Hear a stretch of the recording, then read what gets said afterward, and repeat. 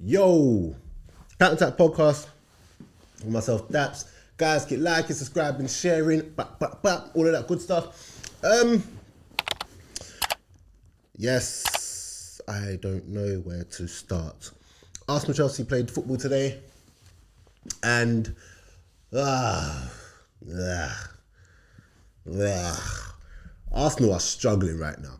What I will say though about Arsenal is that so I'm going straight into it, by the way, straight, just giving you your video. I've got an interview coming up this week, by the way, and yeah, when it comes out, we'll see. Anyway, but yeah, Arsenal, Chelsea, man.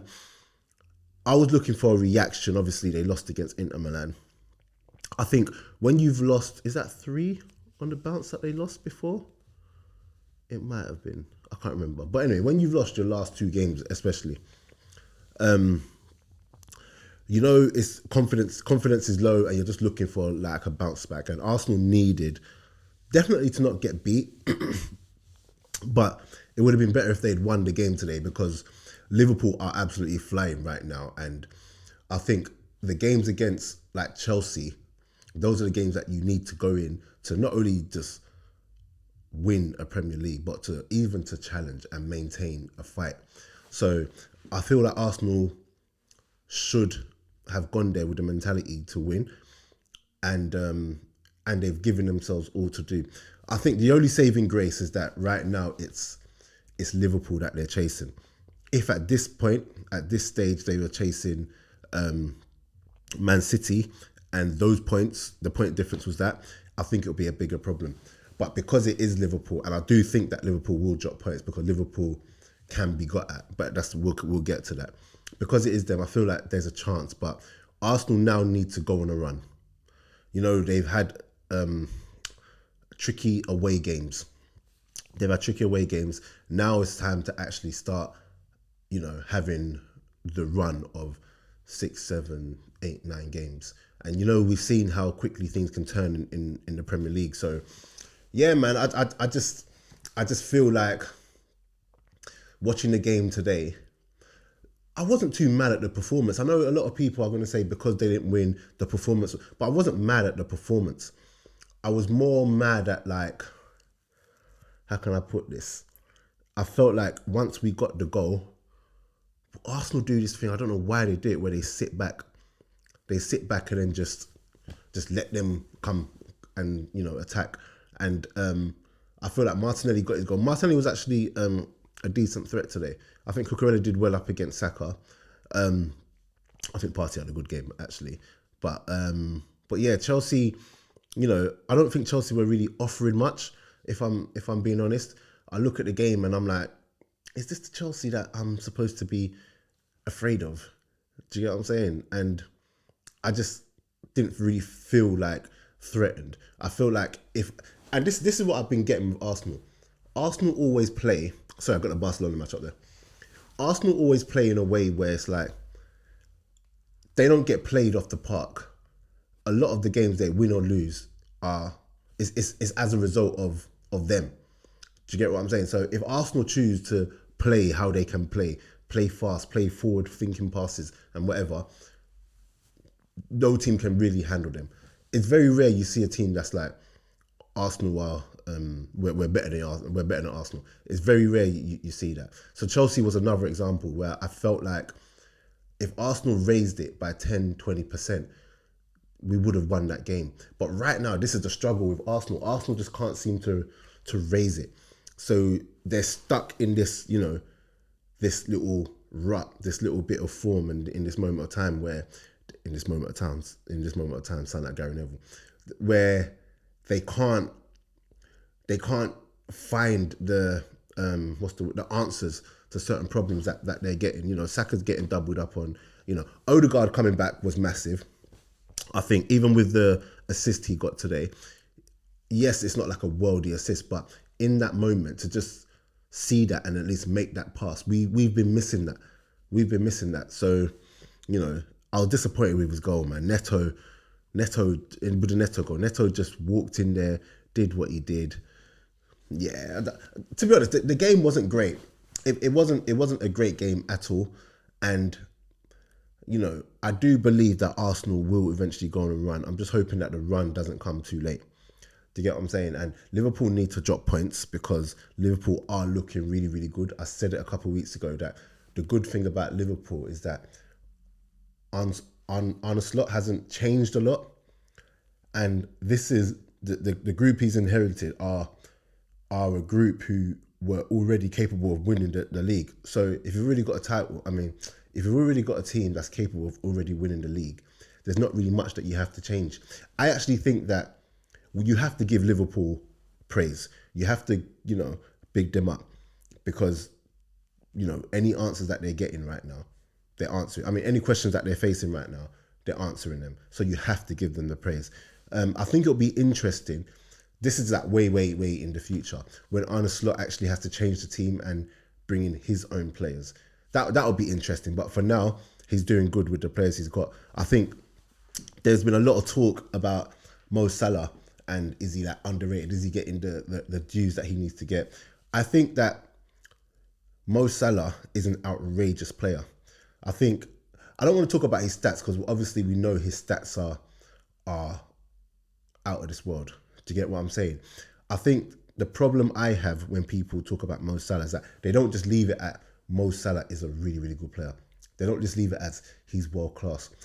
They do things like they compare his numbers up against Henry and give questions as to, or give point of views to say that he's better than Thierry Henry.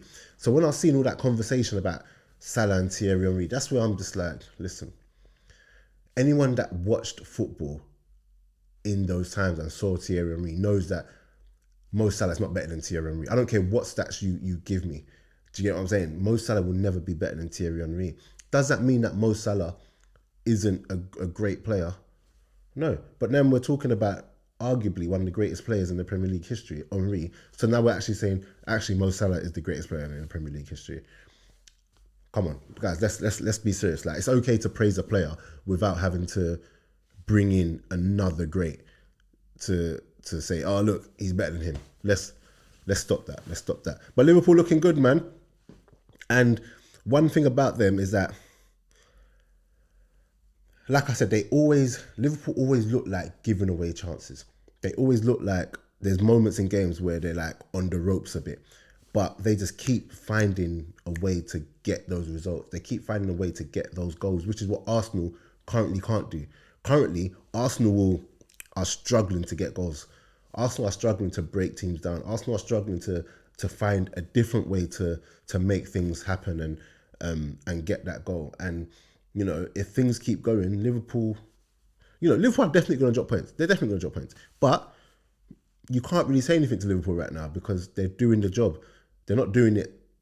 No, they're doing a good job. They're doing a good job. So, yeah, we'll see, boy. Man City 4 on the bounce. The first time Pep has lost 4 on the bounce since he's been in the Premier League. Listen, the Premier League is ruthless. And this is what I always say. This is what I said from the beginning. The whole missing Rodri thing is okay for 1 or 2 games. Do you get what I'm saying? They've got the players to get over the line. When you're talking about longer periods, you're going to feel it more in certain games.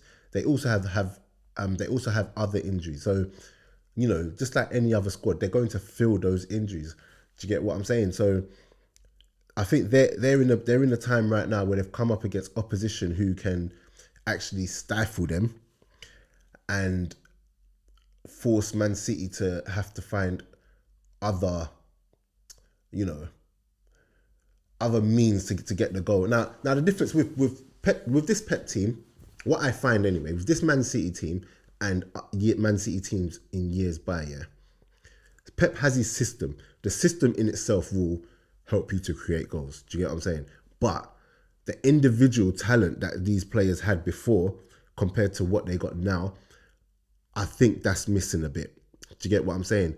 I think when you had Mahrez there, who used to be able to conjure something up out of nothing, when you had Aguero, who, even though, yes, Haaland scores more goals than him, Aguero was just out of nothing.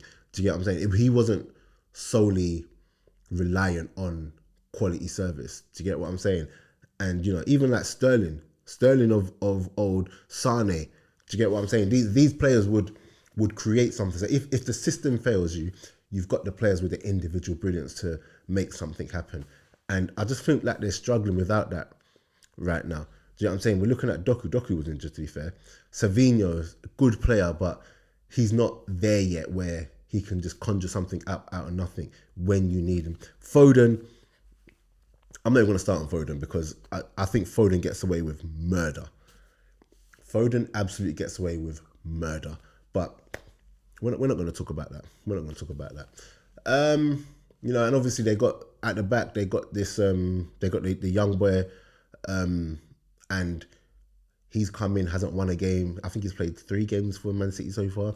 They hasn't won a game yet. So, you know, but again, I think they're only like 3-4 points behind Liverpool, I think, even after losing those games.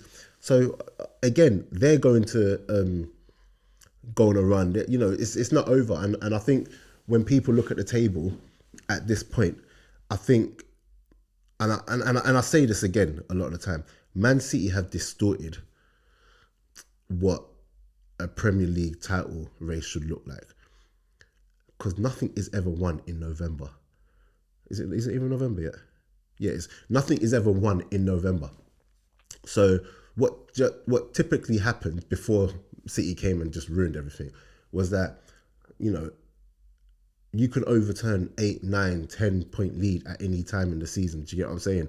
And what we've got now is a more traditional title race. You know what I mean? Where Liverpool will drop points, Man City will come back into it. I'm hoping Arsenal come back into it. And I think the table will look very different by the time, you know, March, February time comes. So, you know, we'll see. We'll see. Nottingham Forest lost to Newcastle. Newcastle did well, man.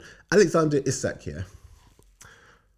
I think if Arsenal should go for a player, yes, I know a lot of people are talking about Gyökeres right now, but for me, Isak is the one that I think Arsenal should go for. I think he's such a good striker.